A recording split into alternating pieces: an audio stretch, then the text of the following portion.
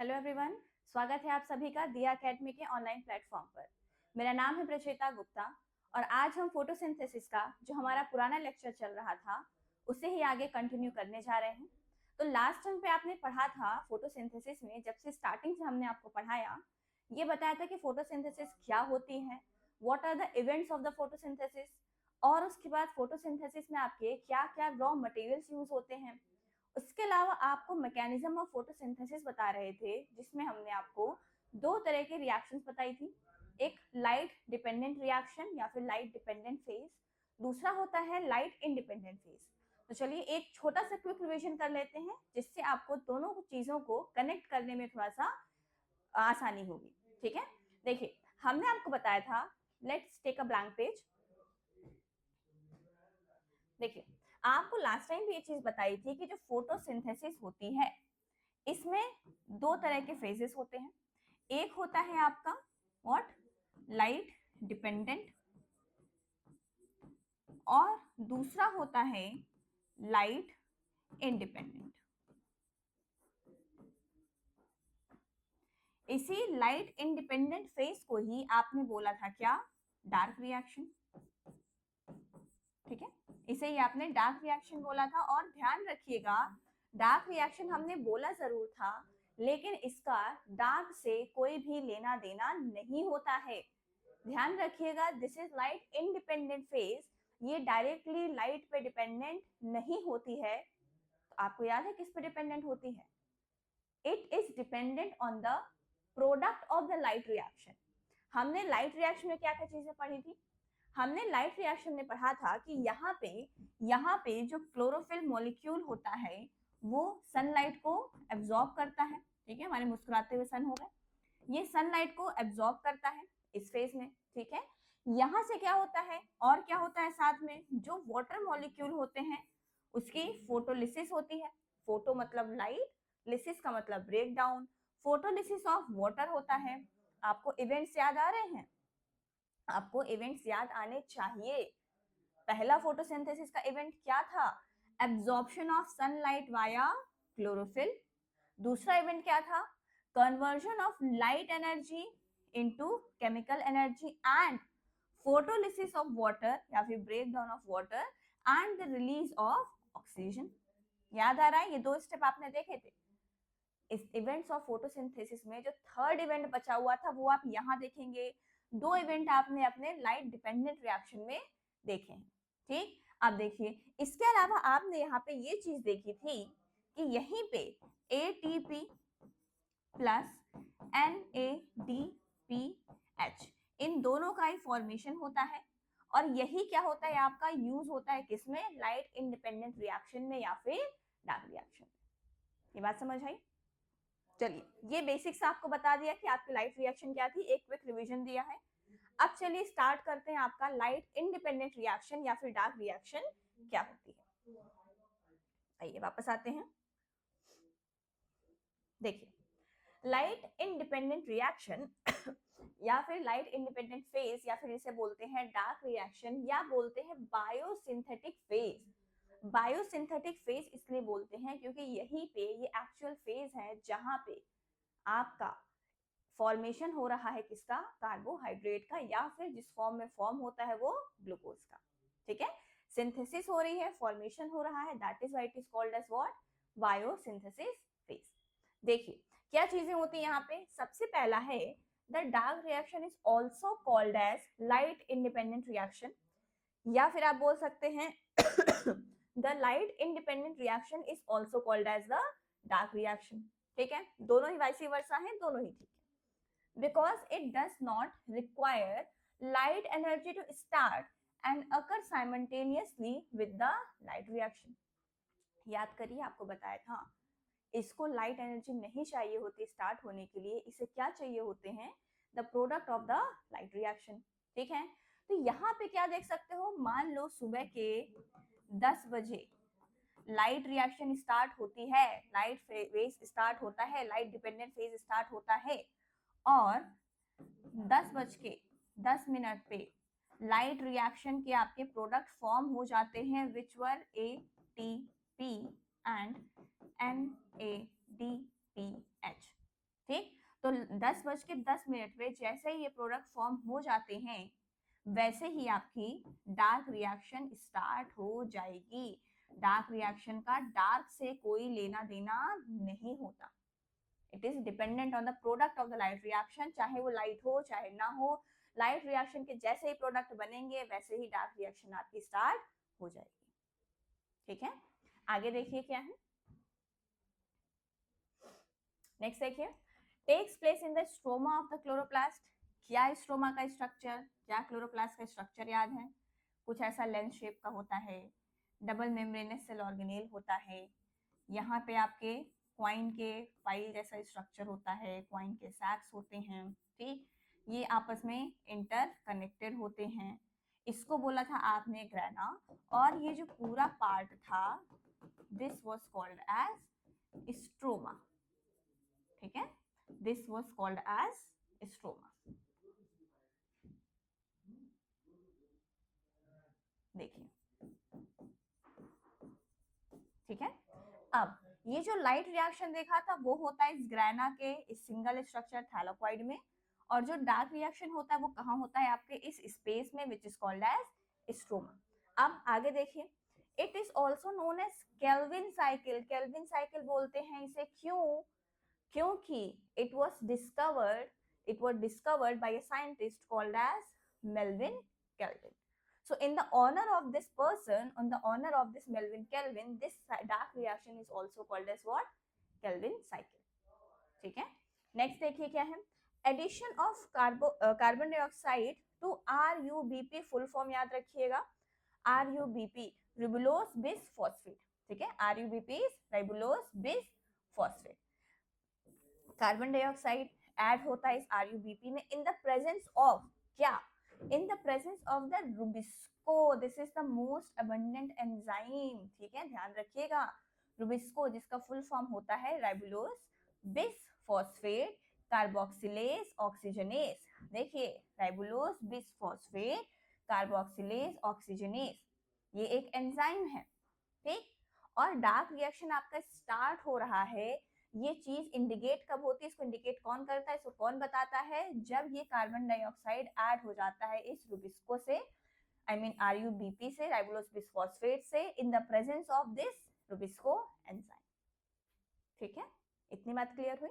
आगे देखिए, अब ये इससे ऐड होगा, RuBP से आपका कार्बन डाइऑक्साइड ऐड होगा तो फॉर्म क्या करता है? देखिए, it results in the formation of two molecule of PGA। PGA का फुल फॉर्म है phosphoglyceric acid.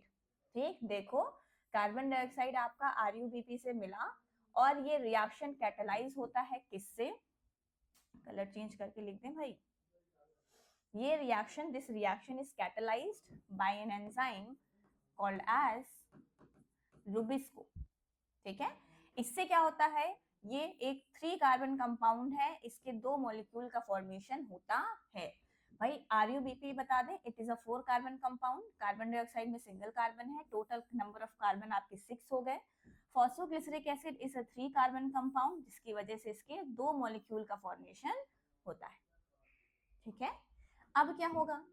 PGA, this phosphoglyceric acid is reduced by NADPH2 to form GAP, GAP जिसे बोलते हैं ग्लिसरल्डिहाइड फॉस्फेट या फिर ग्लिसरल्डिहाइड 3 फॉस्फेट। ठीक, देखो, आपने अभी देखा कि जो डार्क रिएक्शन होती है, डार्क रिएक्शन में आपका NADPH या जिसे यहाँ पे NADPH2 लिखा है एंड ATP इज यूज्ड। ठीक, कहाँ यूज हो रहा है? देखिए, PGA is reduced by NADPH2, यहाँ पे आ गया to form the gap, मतलब ये वाला प्रोडक्ट अब क्या बना लेगा? गैप बना लेगा। ठीक, in the presence of ATP, आपने देखा NADPH2 यहाँ यूज हुआ, ATP यहाँ यूज हुआ। ठीक, देखो भाई, phosphoglyceric acid PGA plus ATP plus NADPH2, it will be converted into what? Gap. ठीक, ग्लिसरल्डिहाइड 3 फॉस्फेट में कन्वर्ट हो गया। उसके बाद ये जो NADPH2 है, ये अब वापस से कन्वर्ट हो जाएगा किसमें? NADP में, और ये वापस जाके लाइट रिएक्शन में दोबारा NADPH का फॉर्मेशन करने में हेल्प करता है।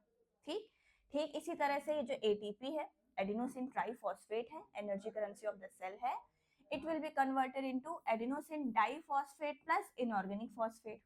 ठीक, फॉस्फेट रिलीज हुआ, इनऑर्गेनिक फॉस्फेट निकला, ट्राइफॉस्फेट से डाइफॉस्फेट में कन्वर्जन हो गया, and it will again go to the light reaction for the formation of what? ATP।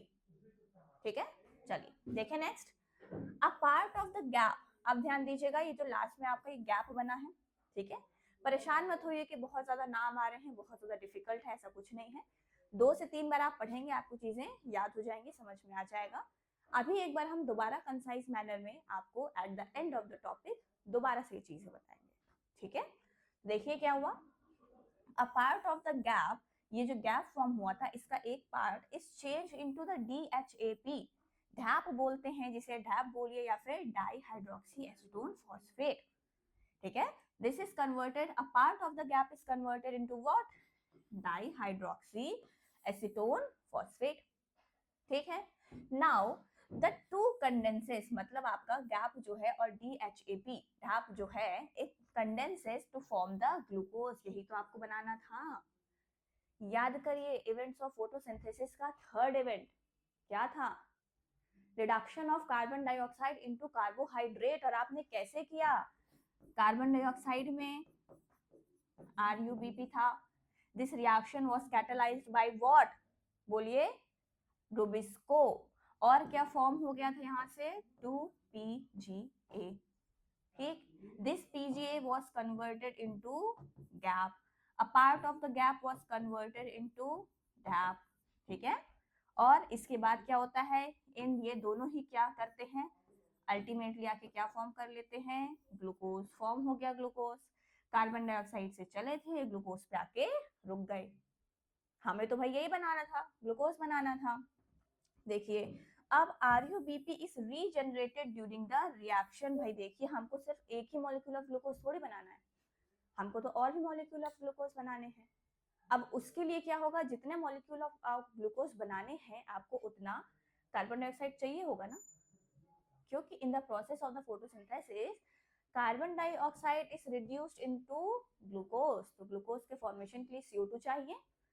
तो जितनी बार आपको ग्लूकोज बनाना है उसके लिए CO2 का RUBP से ऐड कराना होगा, और अगर ये RUBP भाई कभी ना कभी तो खत्म होगा ना, इसीलिए जैसे ही ये ग्लूकोज बनता है इस RUBP का रीजनरेशन होता है, और ये RUBP रीजनरेट होकर वापस चला जाता है इस कार्बन डाइऑक्साइड को रिसीव करने के लिए, ताकि दोबारा ये साइकिल चल सके और दोबारा ग्लूकोज का फॉर्मेशन हो सके। इतनी बात समझ आई? चलिए आगे देखें क्या है। नेक्स्ट देखिए, अब आपने देखा कि एंड प्रोडक्ट क्या फॉर्म हो जाते हैं। देखिए, and product of this reaction is glucose, जो कि हमें चाहिए ही था, which is either instantly utilized or stored as a starch। आपने क्लास 9th में ही पढ़ा होगा कि फॉर्मेशन होता है किस टाइप के कार्बोहाइड्रेट का? Glucose. Stored form of carbohydrate in plant is starch. तो देखा, जितने की जरूरत थी उतना क्या हुआ? ग्लूकोज का यूटिलाइजेशन हो गया, और जितना का जरूरत नहीं थी that was stored in the form of starch for the later uses, बाद में यूज करने के लिए that is stored in the form of starch. अब देखिए, let's take a quick revision of the light reaction and dark reaction. What was it? ये आपका एक सन है, ठीक है, सनलाइट को एब्जॉर्ब किया, this is your what? Chloroplast.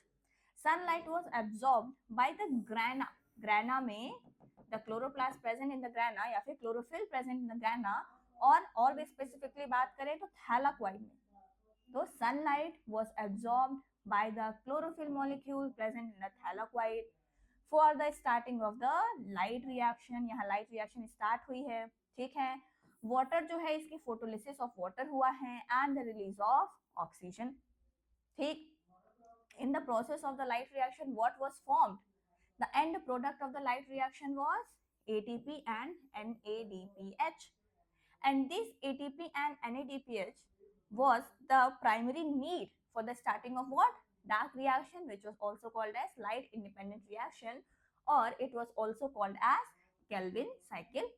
Okay, so this ATP and NADPH will be used in the process of this Kelvin cycle। So they will enter in the Kelvin cycle and the Kelvin cycle will run and the CO2 will enter in the Kelvin cycle, which will be received by what? RUBP. Then RUBP will receive the carbon dioxide, then RUBP will be converted into what? PGA. This phosphoglyceraldehyde will be converted into GAP, glyceraldehyde phosphate. The part of the glyceraldehyde, some part of this GAP will be converted into DAP. Okay? Then these both will form what? Glucose. Glucose, or you can say what? Sugar. That is what you have seen in this diagram. Okay? The Kelvin cycle is running. ATP and NADPH are used in the Kelvin cycle. CO2 is received by the RUBP and this process will take place and the end product of the Kelvin cycle will be this sugar. आई बात समझ में? अब देखिए आगे क्या है, आगे क्या देखना है आपको? नेक्स्ट, अरे भाई चलिए देखिए नेक्स्ट है what was the final products of the photosynthesis. अब स्टार्टिंग से आप रिकॉल करिए क्या क्या चीजें थी आपकी फोटोसिंथेसिस में जो धीरे धीरे फॉर्म होती जा रही थी इन द मीन टाइम। ठीक, तो सबसे पहले आपका जो भैया मेन चीज चाहिए दैट वाज ग्लूकोज। ठीक, ग्लूकोज फॉर्म हुआ है, it is used in 4 different ways by the plant. किस किस तरीके से यूज होता है? First one, this is immediately consumed by the plant cell.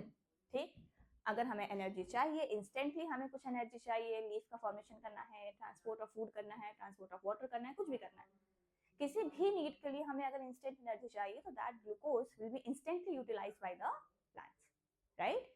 Next, stored in the form of the insoluble starch. The glucose which is not utilized instantly by the plant, that will be stored in the form of what? Insoluble starch, right? Next, store into sucrose. ये आपका sucrose में भी convert हो जाता है और इस form में भी स्टोर हो जाता है। ठीक, नेक्स्ट है use in synthesis, synthesising fat, protein etcetera. जो भी आपको फैट या प्रोटीन का फॉर्मेशन करना है उसके फॉर्मेशन के लिए भी क्या होगा? उस ग्लूकोज का यूटिलाइजेशन हो जाएगा। क्लियर इतनी बात है? अब देखिए आगे क्या है आपको देखना है। नेक्स्ट व्हाट इज अच्छा, ग्लूकोज के अलावा आपका वाटर भी है। भाई वाटर देखा था, फोटोलिसिस ऑफ वाटर हुई थी। ठीक, और जब आपने देखा था कि ये रिएक्शन याद है 6CO2 12H2O, this was C6H12O6 plus 6H2O plus 6 oxygen. This water was also released in the process of photosynthesis. Okay, so this water, what will happen to this water? Water produced in the process may be reutilized in the photosynthesis. भैया यहाँ पे 6 water molecule निकले हैं, हमें water तो चाहिए ही चाहिए। जब हमारे अंदर ही वो वाटर प्रेजेंट है तो क्यों हम बाहर से वाटर लेंगे? ठीक, तो जितना बचा है वो वाटर हम वापस से इसी प्रोसेस में यूज कर लेंगे और जितने रिक्वायर्ड है वो बाहर से एब्सॉर्ब कर लेंगे, राइट? देखिए नेक्स्ट, ऑक्सीजन देखा था, ये ऑक्सीजन आपकी रिलीज हो रही है। तो oxygen diffuses out into the atmosphere through stomata. Stomata याद है आपको, स्मॉल पोर्स थे जहां से गैसेस एक्सचेंज होता है, which is required by other organism for their existence। भाई हम रेस्पिरेशन करते हैं, हम रेस्पिरेशन में क्या कंज्यूम करते हैं? ऑक्सीजन। क्या रिलीज करते हैं? Carbon dioxide. वो ऑक्सीजन का बैलेंस कैसे बना रहता है? क्योंकि ये जो प्लांट्स हैं वो इस ऑक्सीजन को रिलीज करते हैं by the process of photosynthesis, जिसकी वजह से जो एटमॉस्फेयर में गैसेस का बैलेंस है वो मेंटेन रहता है, right?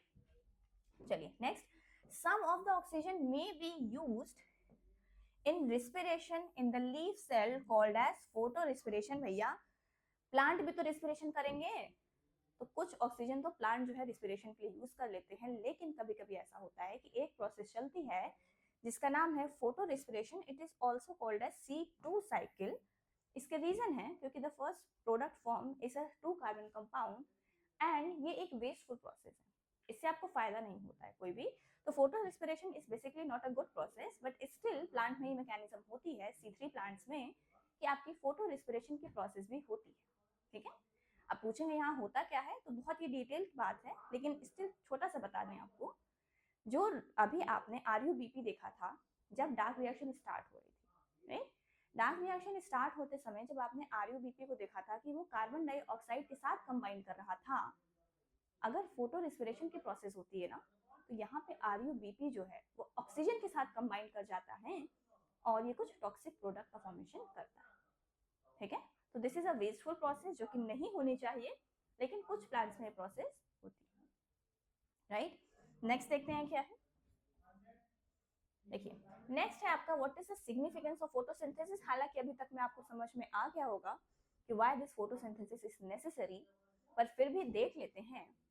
Primary source of energy of all life form, क्योंकि भैया फोटोसिंथेसिस के प्रोसेस से ही तो प्लांट जो है फूड का फॉर्मेशन करते हैं, और वही फूड जो है हम ह्यूमन कंज्यूम करते हैं, और हमारी लाइफ ही टिकी हुई है प्लांट्स पे। अगर प्लांट फोटोसिंथेसिस नहीं करेंगे तो कोई भी लाइफ जो है वो सस्टेन नहीं करेगी, ठीक। नेक्स्ट देखिए, CO2 and oxygen balance in the environment, भाई इसका बैलेंस बना रहता है, अभी आपको बता दिया। नेक्स्ट क्या है, it makes essential biotic components of the environment. Living form का सबसे पहला कंपोनेंट जो है, मतलब सबसे जरूरी कंपोनेंट जो है वो प्लांट्स ही हैं। अगर ये नहीं रहेंगे तो कोई भी लाइफ फॉर्म नहीं हो सकता, क्योंकि अल्टीमेटली सारे ही एनिमल जो हैं, अब मत बोलना यूग्लिना, वो एक्सेप्शन है, सारे ही एनिमल जो हैं वो डिपेंडेंट होते हैं किस पे, आपके प्लांट्स पे, for their food requirement, heterotrophic होते हैं, राइट। तो इतना चीजें आपने आज देखी हैं फोटोसिंथेसिस के बारे में, कि आपने इसका सेकेंड फेज देखा है, ठीक, डार्क रिएक्शन क्या होता है, सिग्निफिकेंस देखा है, एंड प्रोडक्ट देखा है। अभी कुछ और चीजें आपको यहीं पे बतानी है, पर आज के लिए इतना ही रखते हैं। उम्मीद करते हैं आज का लेक्चर आपको पसंद आया हो। मेरे साथ बने रहने के लिए thank you so much and have a nice day.